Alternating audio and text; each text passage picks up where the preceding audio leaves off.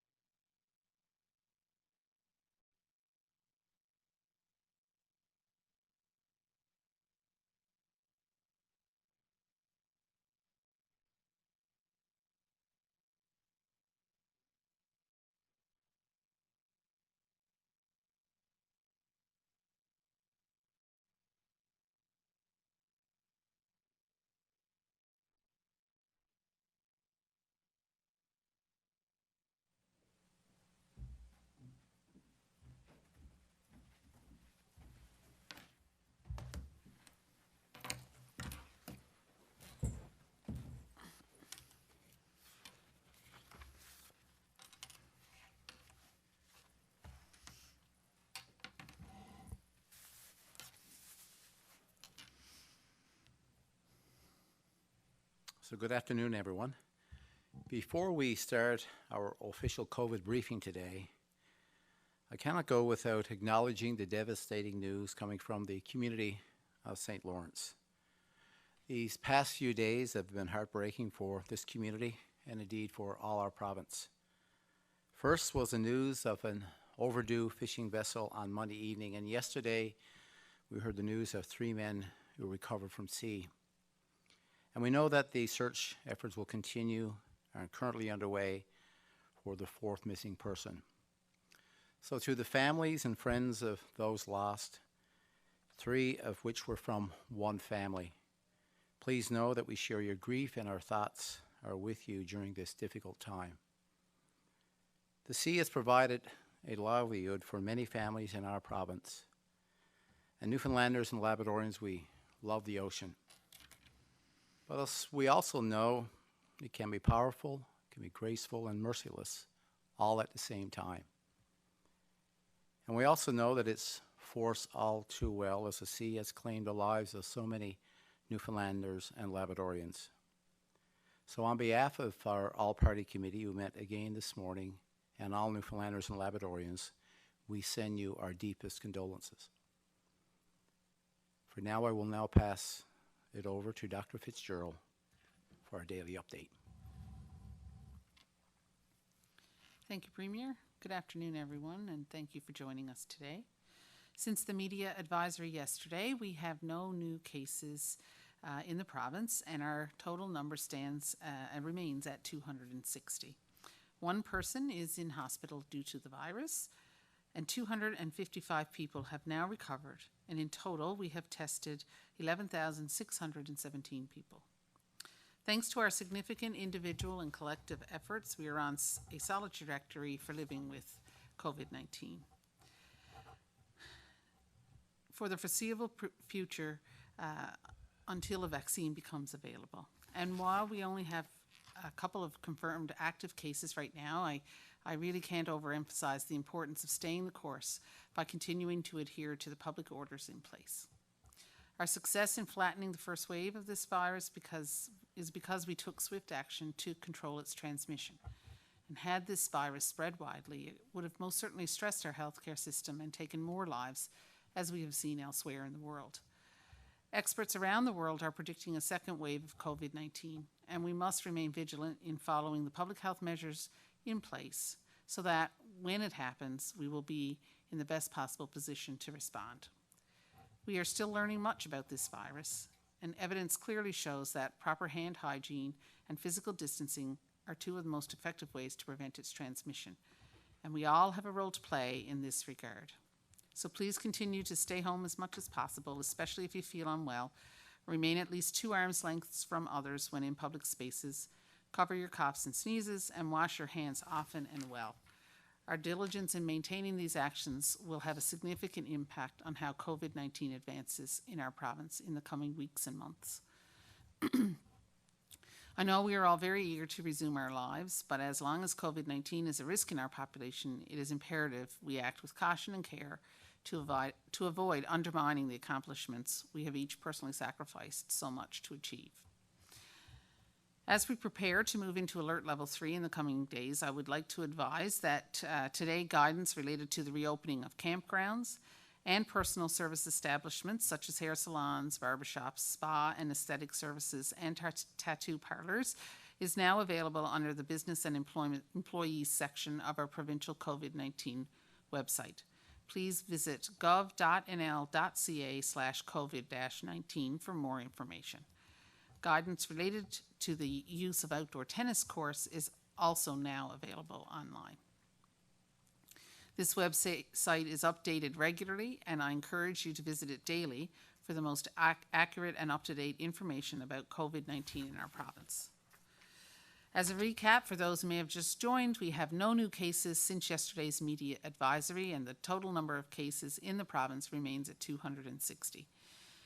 When COVID-19 first hit our province, the situation was frightening and the outlook was uncertain.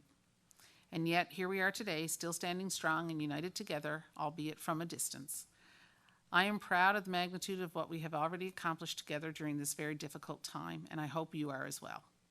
We know this virus will be with us for a while, and there will be challenges ahead, but I'm confident by the actions we have shown to date that we will do what it takes to persevere and adapt when necessary to reach the end of this pandemic together. Hold fast, Newfoundland and Labrador. Thank you. Thank you, Dr. Fitzgerald. Well, it's another good day of news to report. That's 20 straight days of no new cases of COVID in our province. So thank you again, everyone, for your efforts in following the public health measures that's been put in place by Dr. Fitzgerald and our health officials. We all know they put them in place for your protection. So it is by working together that we will continue to see results like we've seen over the last 20 days. As Dr. Fitzgerald just mentioned, we are less than 2 weeks away from moving into Alert Level 3. But let's remain cautious in our approach so that we continue to move forward in a safe and a reasonable manner. The more we put a blanket over this virus, the better success that we will have in the future. So as we move forward into our new normal, you are seeing a change in many areas of our life. Dr. Fitzgerald just mentioned some changes that we will see as we move into Alert Level 3, but earlier today, we announced that we are reinstating family visitation for children and youth in care. So we recognize the importance of nurturing and supporting relationships, facilitating the bonding and the attachment between parents and their children, and also about promoting cultural and community connections. So we do this by working directly with families. We have begun developing plans. Some cases, it's case by case, it's specific for each family situation, and making sure it is physically safe to do so. So decisions such as those are made in consultation with the expertise of the Chief Medical Officer of Health, as we recognize that safety of our children, youth, and families and caregivers are important before these decisions are made. So we are looking, so if you're looking for information about what I've just spoke about, you can call the department who is responsible for this, the Department of Children, Seniors, and Social Development. And the toll-free number there is 1-833-552-2368. Also, speaking of families, they have been through a lot during this pandemic, and we recognize that. But there is one group in our population that we can draw some inspiration, some positivity, and energy from. That's our youth. And they have been adapting to a new normal, and they have been seen, and this can be seen through their creativity on social media. They have shared videos, personal videos, on their virtual grad celebrations. They've written songs. They've shared their hobbies. And in a lot of ways, they are teaching us. Now, every day we meet with industry, we meet with various organizations and groups as we continue to put supports and resources in place as we get through this tough time in our history. But we are also focused on moving forward to our new normal. And one of the groups that I continue to meet with is the Premier's Youth Council. These are a group of talented and vibrant youth spanning across all parts of our province. We have youth from Forto in Labrador to Grossmorn to St. John's and all communities in between. Now, during our last meeting, we discussed many issues that are important to them. And they told me about a project that they are working on, about a message that they wanted to share with you, Newfoundland and Labrador. They wanted to acknowledge the important role that our youth have played in response to the challenges of this pandemic. So what they did is they created a video. It was written, it was directed, it was edited by the Premier's Youth Council. So given there are thousands of families who are watching this briefing right now, we thought it would be great if we could share it with you. Now, without totally giving it away and what it's all about, it shares their story about how we stand together, making the most of life with COVID, and helping each other adjust to what is a new normal. So we now take a few seconds and share this video with you. Youth of Newfoundland and Labrador are resilient and inspiring.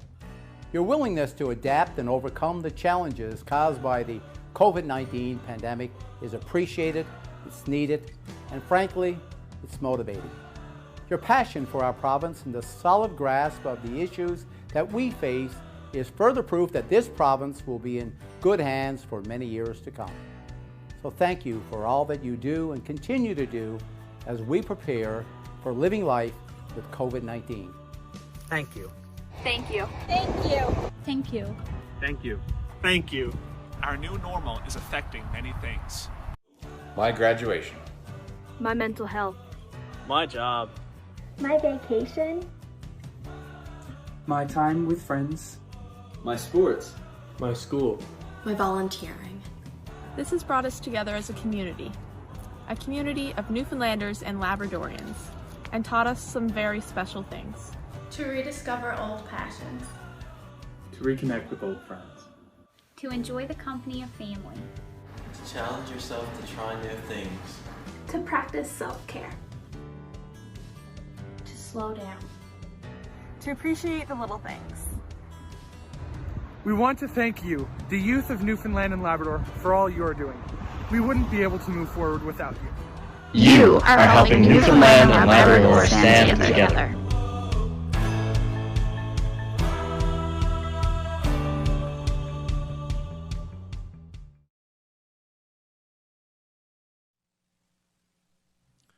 So I got the opportunity to work with this group of young people on a regular basis, and you can see, as I've already known, that the future of Newfoundland and Labrador is in extremely good hands.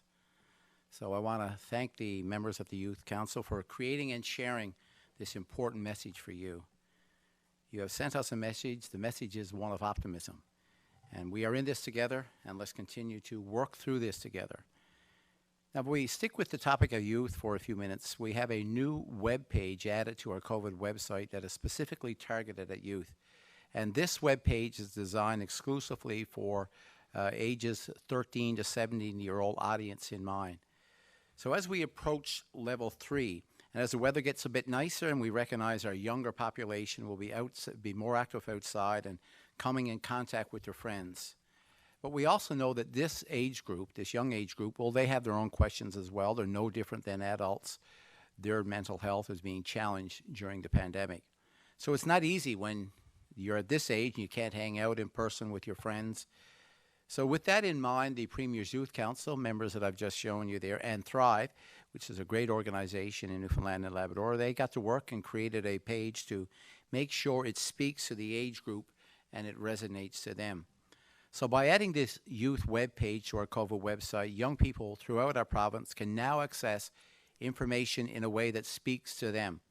Social media allows us a particular avenue to reach this young age group, and we're working with platforms that are targeted to this very age. So the platforms that you would see or would be that I mentioned here will be things like Snapchat, TikTok, YouTube, Instagram, and of course video games. We know they own these platforms. This is an opportunity to catch their attention and with some quirky and yet fun information in their home turf. So once again, Newfoundland and Labrador is leading the way as we're among one of the first provinces in Canada to specifically recognize this age group, and we've done so by customizing a website specifically for them. So with information on mental health during the pandemic scattered all over the internet, finding accurate information and appropriate resources can be difficult and confusing.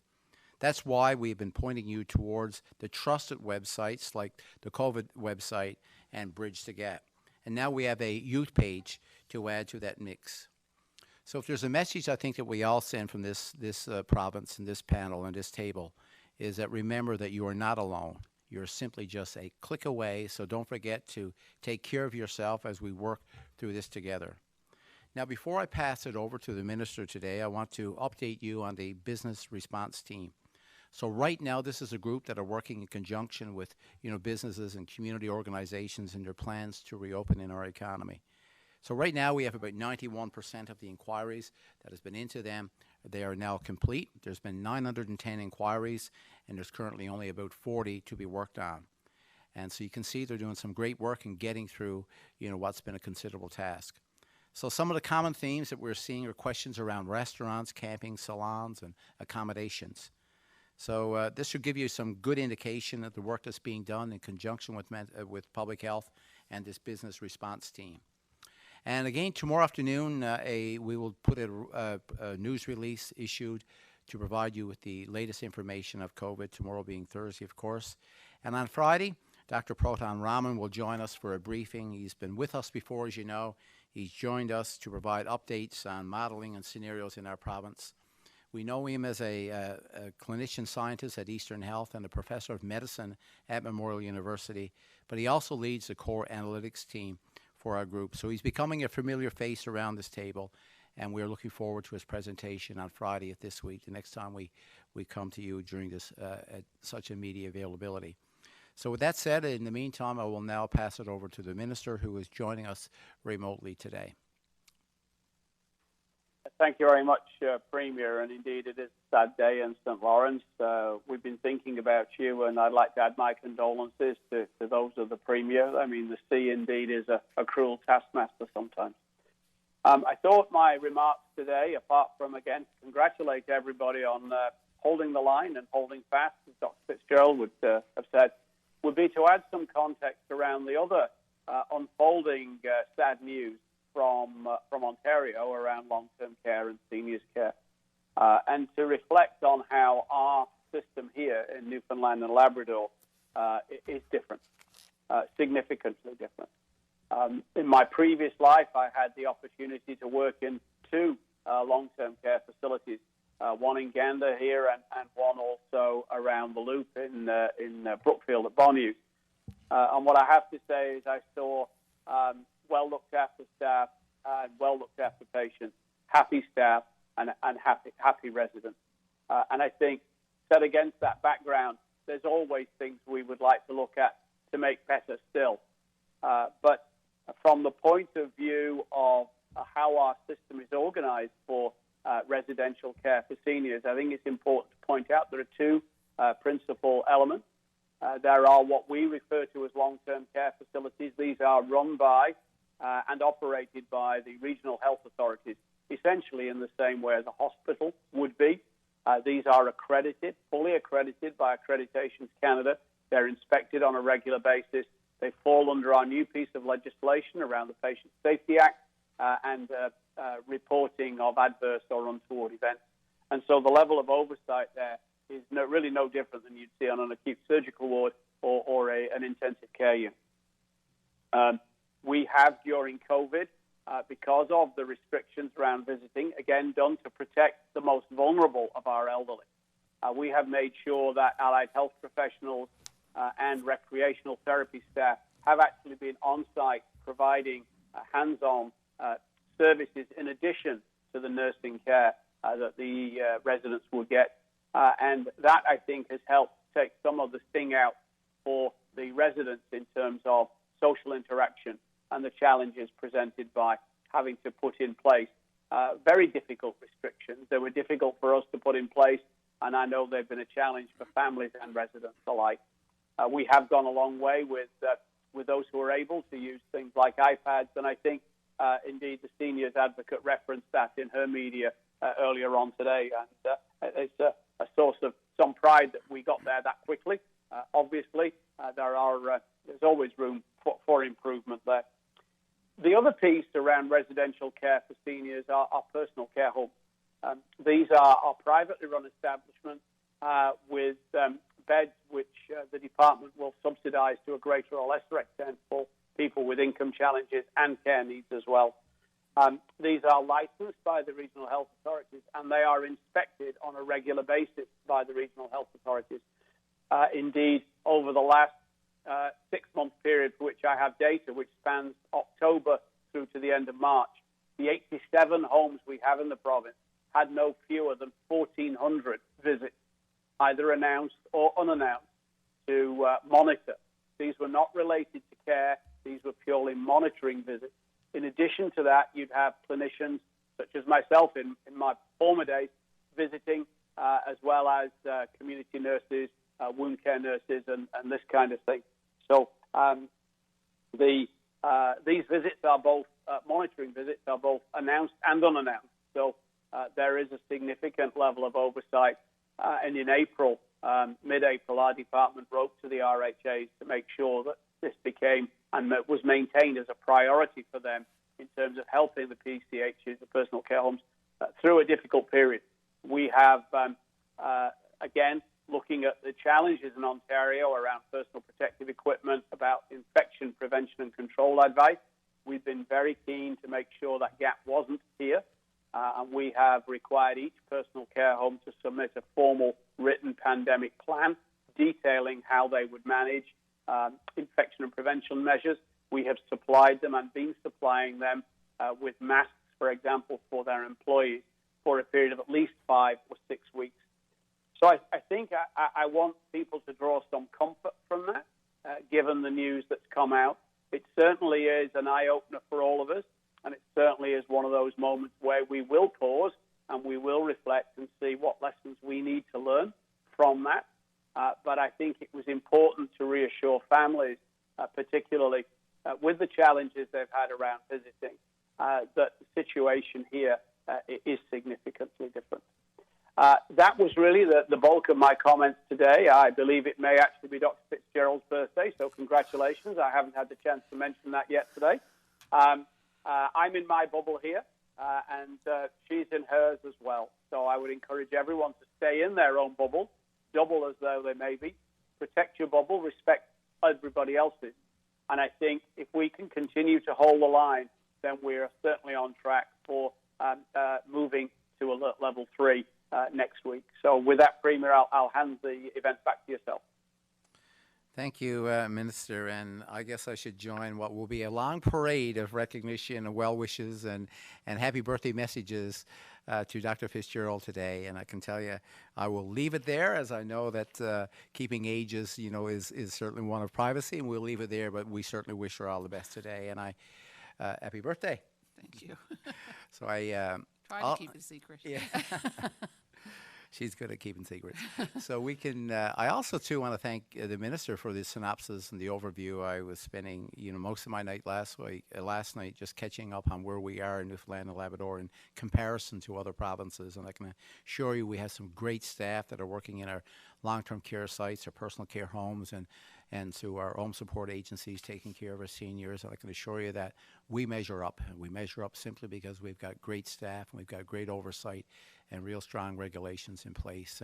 And of course, we can always, where there's room for improvements and lessons that we learn through all of this, we're more than willing to look at that as we should. So thank you for that synopsis. So with that said, I will now turn it over to the media for media availability today. Thank you, Premier. For the benefit of our speakers, we have 5 reporters registered for today's call. Each reporter will have the opportunity to ask 2 questions and 1 follow-up. We suggest you not ask rumor-based questions. The purpose of these briefings is to address COVID-19 issues. All other government-related issues should be directed to the appropriate department or agency for response. Reporters will ask questions in the order they registered for today's call.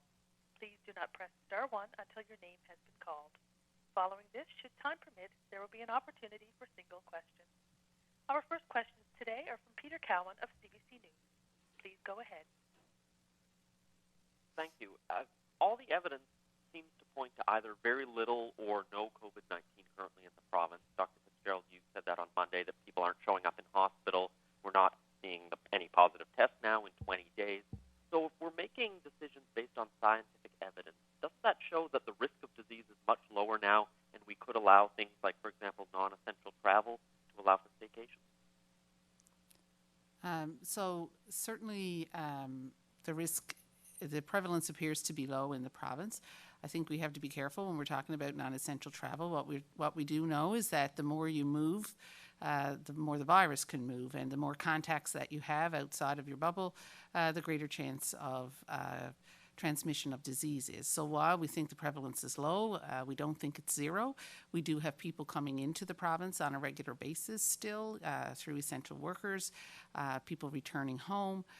So we do still have that risk of importation. So the risk is not zero, and we do have to be careful when we're talking about non-essential travel, about non-essential anything really, because the more we move, the more chance the virus has to spread. Mr. Haggie, you've been talking about long-term care situations here. We've been talking to many families who've reported that the isolation has caused loved ones to deteriorate, not just mentally, but physically as well. They're afraid that decline right now is a much bigger risk to their health than COVID is. Other places have started allowing, for example, outside visitations or finding lower-risk ways. Why aren't we doing that here? I think the issue here is around a balance, and you make a good point that our prevalence on the face of it is low. We had decided at the beginning of the alert level 4 that we would wait for 2 incubation periods. That doesn't mean to say we've done nothing in this regard for 2 incubation periods. And I know Dr. Fitzgerald and the regional health authorities have been working on what would be a safe and sensible way to open up visitation for long-term care and personal care home recommendations for personal care homes. They operate slightly differently. Certainly one of the things that we do have an advantage with is that we can look at other jurisdictions such as BC and New Brunswick and PEI and learn from their lessons. And again, there's always a rush for me too, but sometimes it's worth saying, well, yes, we'll give them a week and let's see how they do, because this is all new. There is no playbook, and the one message I get every day in my inbox on social media is, let's take it slow, let's not run before we can walk, so we don't trip. So it is a balance, and I think you'll see changes around alert level 3 if things look good. Speaking of alert level 3, now that we've seen some of the guidance for businesses, a lot of people are wondering about their own bubbles and what will change. What are the options that are under consideration in terms of allowing people to have a little more interaction when we hit alert level 3? I'm sorry, Peter, I had difficulty hearing that last part. What are the options? And I missed what came after that. What are the options being considered for alert level 3? What are the factors that are going into that decision making? With regard to the bubble itself? Yeah, in terms of expansion? expanding the interactions that people are allowed to have with others as we move into that alert level. Right. So we certainly have been looking at that very closely, and we've been looking at not only what's happening elsewhere in the world and in the country, but we've also been looking at some modeling information to tell us, what could happen if we allowed this scenario versus that scenario. So we think we're very close to making some recommendations about how that will look in the near future. Okay, thank you. Our next questions today are Kellyanne Roberts of NTV News. Please go ahead. So I'm wondering about an update on the tracking app and where we're at with that. That's a good question, Kellyanne. Google and Apple have gone very much down the decentralized route here with the way they propose to have their interface structured. Apple released iOS 13.5 4 days ago, which in actual fact builds in the architecture that could be used for that. In discussions with our analytics team, it looks like we could be back end of June before we have something in the Apple Store and on Google Play. Great. And with our case numbers so low here in Newfoundland and Labrador, is it still something government feels is necessary for residents to uptake on? The uptake, from my point of view, is key. And this is not so much for our numbers now. This is to help us manage and augment traditional contact tracing when the next wave arrives.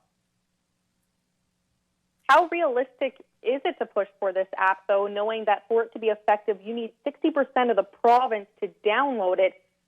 A wildly impressive app is considered that when it has a 6% download. If we don't try, we'll never know. Thank you, and happy birthday, Dr. Fitzgerald. Thank you. Our next questions today are from Tyler Dunn of VOCM News. Please go ahead.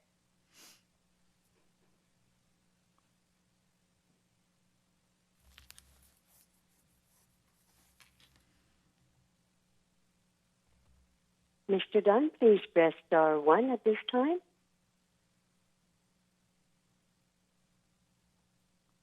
Thank you. Your line is now open. Okay. How do you expect life will change for most residents when we enter the next alert level? So I think in the next alert level, certainly, more businesses will be open, retail will be open. So I think there'll be a little bit more, people will be going out a little bit more and perhaps moving about a little bit more.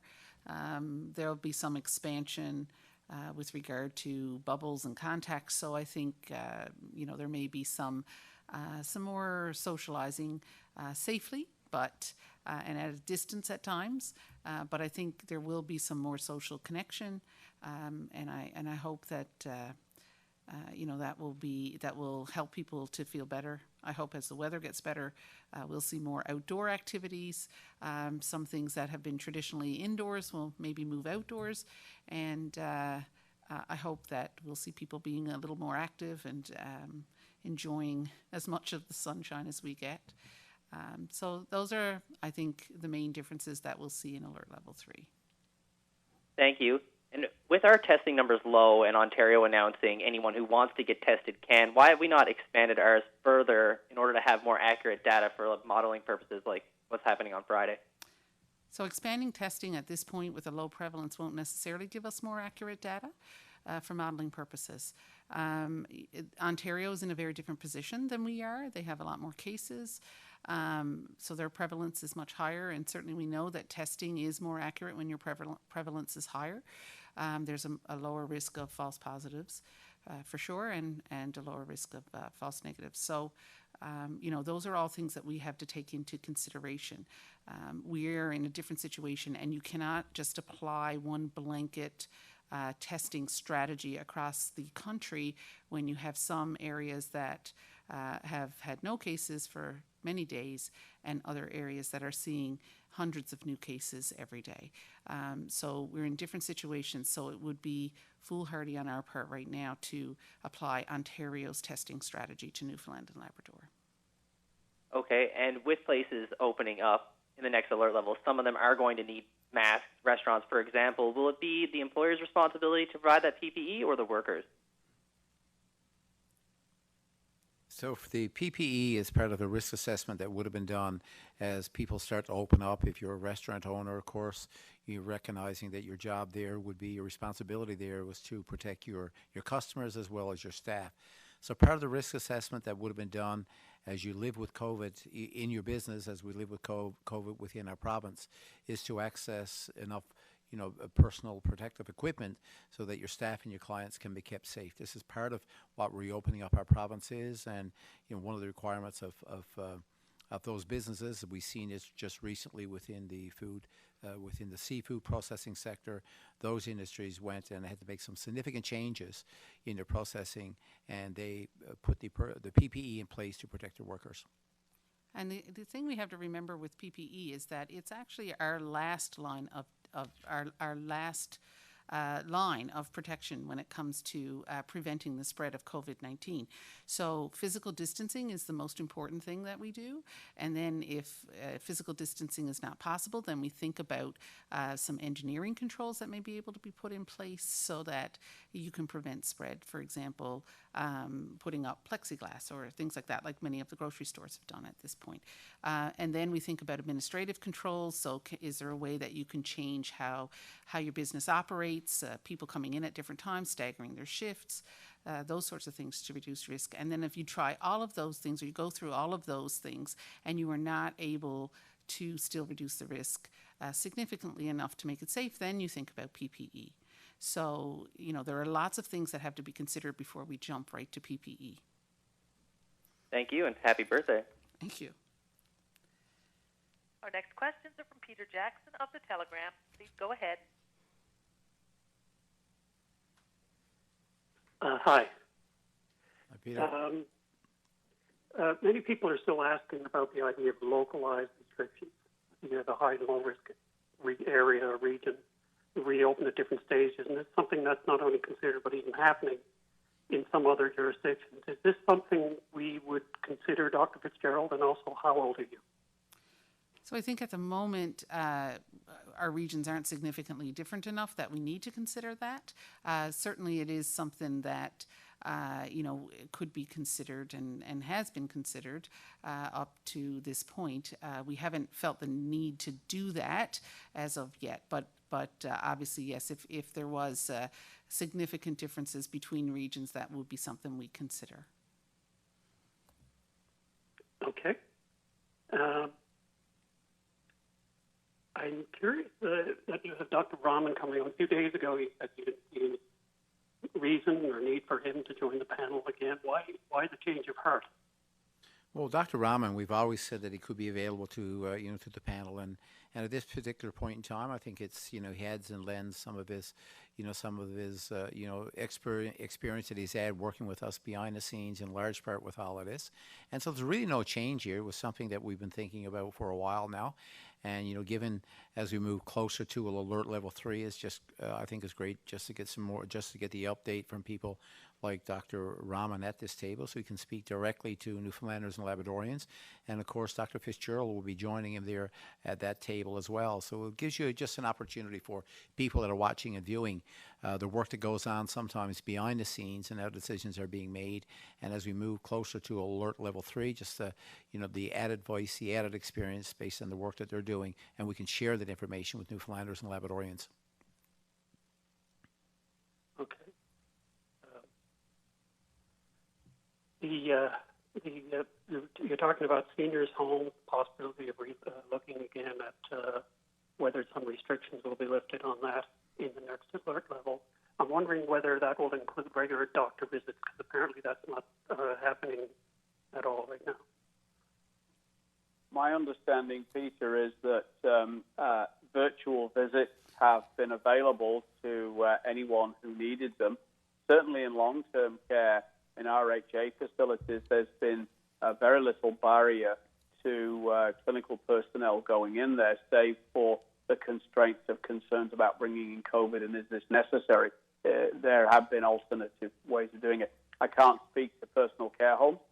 What I do know is that well over 3/4 of Canadians have actually been able to access their family doctor during the pandemic, according to recent polls carried out within the last week, which is great. And I do know that we have had nearly 100,000 virtual consults performed, to our knowledge, through fee-for-service physicians. So I'm not sure of the foundation for that, but obviously if there are challenges with people accessing their family doctor, then I would certainly encourage the home on their behalf to facilitate that.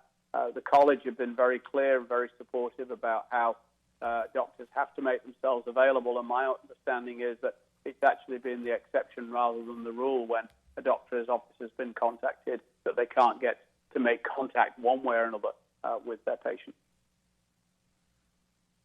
Our next questions are from Elizabeth Witt of all Newfoundland and Labrador. Please go ahead. I've been looking through the guidelines for personal services, and I see that face masks are recommended for clients. So I'm curious, does that prohibit facial services offered by salons? Well, of course, I guess if we just think about it from a logistical point of view and some of the services that would be provided, that it's important that, if a face mask is something that's suggested in that particular case, it would be very difficult to perform such services. So right now the responsibility then would be through the risk assessment that I've mentioned earlier. So how safe is it to offer those services? So if face masks are required, that's part of the recommendation. Well, indeed, we have to find a way, if at all possible, to offer that service. I know yesterday, as an example, I took the opportunity that I mentioned about a week or so ago, and one of the things that was required, when I went to donate blood yesterday, was you wear face masks. So that was provided to me as I went to make that donation. No different than people, if they went to access the services that was required, well, that would be provided to them as well. But, we also know that if you cannot practice, as Dr. Fitzgerald just mentioned, if you're into a situation publicly that you cannot practice what's been the standard measures, say, physical distancing, proper hand washing, not touching your face, and so on, that, the PPE and things like face masks, well, they seem to be a thing of last resort, but recommended in many cases. Thank you. And I was wondering, could there be any funds or assistance coming to businesses that have had to make the investments in order to be able to safely reopen again under these restrictions? Yeah, that's a good question, and we've been having some discussions, and some of the work that we've done this week, and some $25 million that's been put in place, for the tourism industry, and we supported businesses as deferral of fees and waivers and so on. Some of the announcements that we've been able to roll out in recent days. So one of the things that's been under consideration in some cases, there's some startup costs for businesses, and how we handle that, because these are decisions of government. So these are some of the things that we're looking at. The costs in some cases are not really exorbitant, but yet people are anxious to get back into business. But we want to work with this business community, and we know that many of them have been impacted. Many of them have been having some hardship right now. So if there's ways that we can support them in small ways, like you've just mentioned, we want to work and see how we can actually roll out such a program. Thank you. And the other day, the federal government announced it had struck a deal with GM for 10 million face masks. Minister, do you have any idea of how many of that order could be going to this province, if any? No, we do have a pro rata share of any federal purchase, and we can access over and above that share if we find ourselves in an acute clinical need. So that's a discussion for procurement ministers, and I believe they met yesterday or the day before. I haven't had a briefing yet from my staff as to whether or not, and indeed when those masks would be available. There's a deal, but I don't know of any delivery date. Thank you. Thank you. We're going to take two questions from each reporter before we conclude today's briefing. So first up, we have Peter Cowan of CBC News. Please go ahead. We're going to get an update on the medical modeling on Friday, but Premier, I'm wondering whether or not you've done any economic modeling about the impact of these measures that are in place and what lifting them could or could not mean for the So right now, the officials at Department of Health are finalizing some of the changes that were impacted based on our fiscal year 2019-2020. We should be in a situation now within a few days to be able to roll this out to the people of our province and update on what the last year's physical update would have looked like. That would have been information that would have been provided in as we would have been getting ready for the budget for this year. So we get that information out. So there's always there's work being done within the department also in monitoring some of the federal initiatives that's been put in place. Added to that, some of the provincial initiatives that have been put in place. I noticed, I think it was last week up until the end of March, what we saw were some, sales statistics that were compared Newfoundland and Labrador to the national statistics.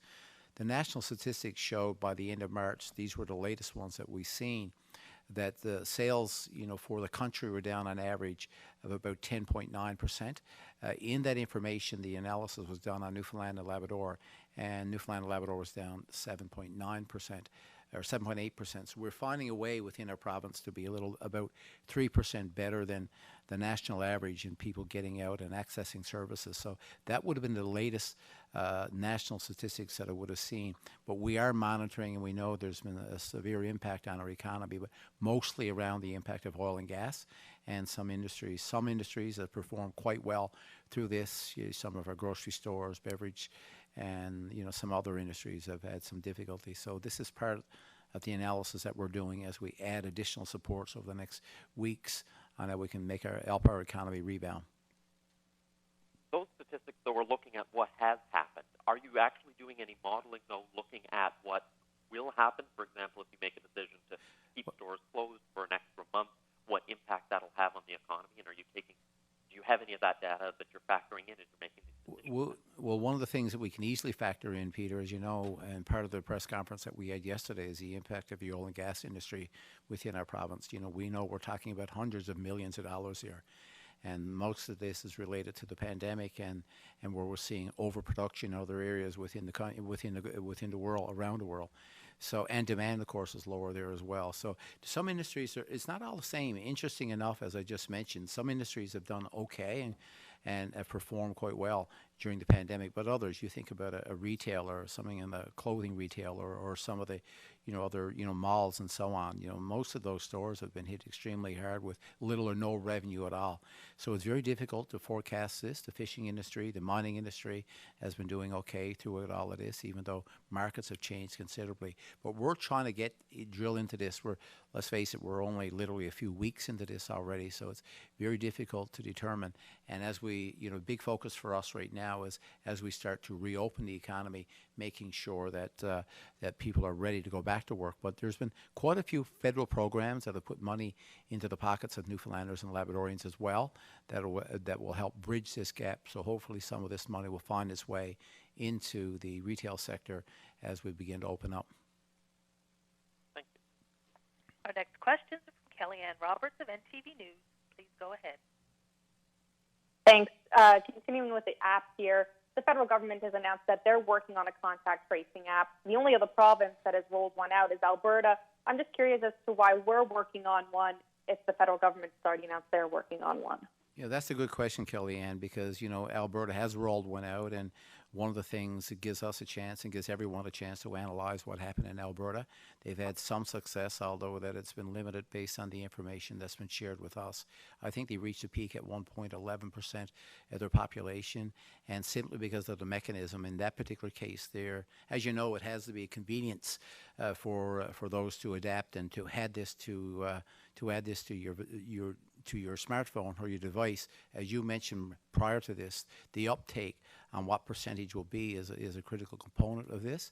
And simply because it was a drain on the battery on their smartphones, some people start taking that off.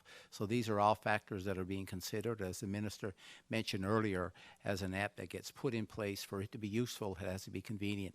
I know New Brunswick is at a different stage as well. But the big question that's coming nationally around proper contact tracing is it is a centralized or decentralized. Decentralized meaning that you use it, in your particular province and how that the information is being shared.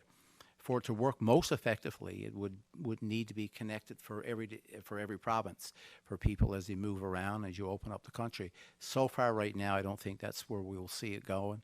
It will almost be seen as a decentralized device for now, but recognizing this is voluntary, and it will always be voluntary. This is not a mandatory measure, but it's an important tool. But keep in mind, without this app, we can still do contact tracing in this province. I would not want anybody to believe that we do not have the capability to do proper contact tracing without an app. We can, and we've done it in the past. This would just be a nice little additional tool that we would have. Thanks. And we're hearing compensation grants for daycares ends on May 30th. That's just 3 days away. However, these daycares are still required to work at 70% capacity, including staff and children. This will have a significant impact on their bottom line. Will government be offering any help? Yeah, so far this is working its way. There's an analysis being done now. There's no decisions are made on the cancellation of this from May the 31st. Thank you. Our next questions are from Tyler Dunn of VOCM News. Please go ahead. Thank you. Can you go over the recently announced changes to public parks, and what should people know if they plan on visiting them? So I think some of those decisions were made not by public health. They are actually made by the municipalities in the different towns. So, but I understand that some of them have recently lifted some of the walk-through only measures. So I think that's a good thing. It means that people can go and enjoy their parks the way that they have. We know that, excuse me, outside there's a lower risk of transmission than indoors. However, that's not to say that it can't be transmitted outside. It can be. So we still recommend physically distancing. So if you're going to the park in your bubble, we would recommend that your bubble stays together and they stay away from other bubbles so that, we have that physical distancing in place. We certainly wouldn't want to see a situation like was seen in Toronto over the past weekend.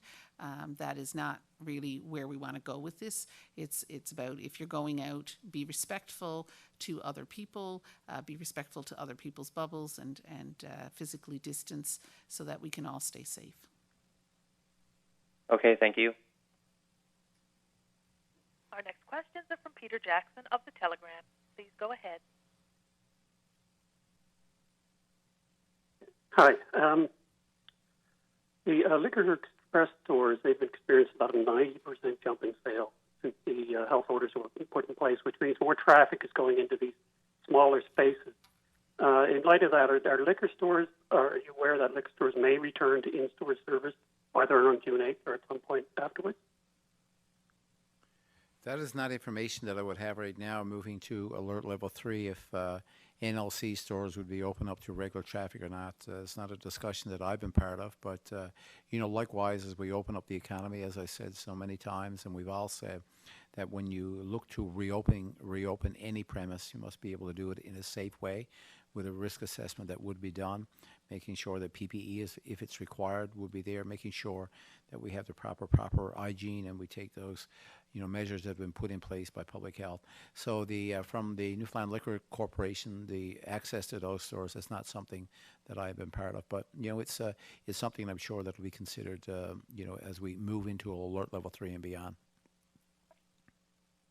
Okay. The other question I wanted to ask Dr. Haggie was, you've explained the stark differences between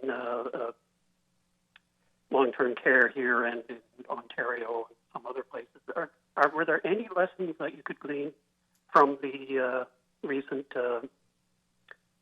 report in Ontario? Peter, I've only speed read it. I think that analysis I know is underway. I've just spoken to 2 staff members in the department about looking at that in more detail. I think we need to take a few days to digest it and make sure that we find any relevant nuggets that we can use to help. So the answer is we're not quite there yet. We need a bit of time just to digest it. Thank you. And our final questions today are from Elizabeth Witten of All Newfoundland and Labrador. Please go ahead. Thank you. Dr. Fitzgerald, can you explain some of the considerations that went into making some of the guidelines around personal service businesses? So, you know, with any of these businesses reopening, we had to consider, we had to ask people to consider how close is your contact with your clients. So, you know, there are some places where the contacts you can physically distance. There are some of these personal services where that's not possible, and so that will determine the guidance that we make. So if you're going to be up close, obviously, and there's no way to put in any kind of physical distancing or any of these other measures that would be protective, then personal wearing a non-medical mask to prevent spread would be important. If there are ways that you can put things in place, then you would do that. So we've provided guidance as to how, you know, what would have to be in place for businesses to operate safely, and then the businesses have to take that guidance and apply it to their own situation, because every business is different, and certainly public health is not an expert in all of these fields, and we really have to supply the guidance and leave it to the business owners to be able to apply that to their situation. Thank you. And I don't see any mention on the list about occupancy limits for personal service stores for allowing customers in at a certain number at a time. So I was wondering, was that just not a concern, or am I just not reading it closely enough? So I think many of these places, you know, they see one person at a time. And they tend to be individualized appointments. We did make recommendations for spacing and to ensure physical distancing if there are people in a waiting room. And obviously, if the waiting room can't accommodate that, then the people can't be, you know, if they can't be physically distanced in the waiting room, then some other alternative way of waiting for the appointment has to happen, such as in a car, you know, waiting outside in your car or that sort of thing. So there's no specific occupancy recommendations. It's really about the ability of the business to maintain the physical distancing in those situations, such as waiting rooms and things like that. Thank you. Thank you very much for tuning in. The time for questions has ended. Please join us again on Friday, May 29th at 2 p.m., 1:30 in most of Labrador. Tomorrow we will provide our update in the form of a news release. Thanks and have a great evening.